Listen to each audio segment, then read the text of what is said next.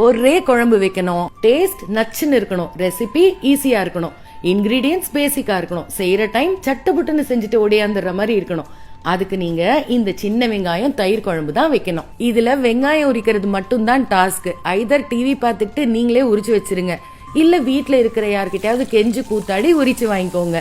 And வெங்காயம் பாத்தீங்கன்னா சின்ன வெங்காயத்துல இருக்கிறதுலே பெருசு பெருசாவும், பெரிய வெங்காயமா இருந்தா அதுல இருக்கிறதுலே சின்ன சின்னதாவும் எடுத்துக்கோங்க.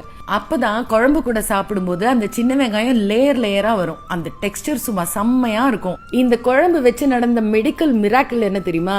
எங்க வீட்டுல இது வச்ச இன்னைக்கு மறுநாள், நேத்து வச்சியே அந்த குழம்பே நல்லா இருந்தது, இன்னைக்கும் அதே வைங்கன்னு சொன்னதுதான் பேக் டு பேக் வைக்கிற மாதிரி ஆயிடுச்சு.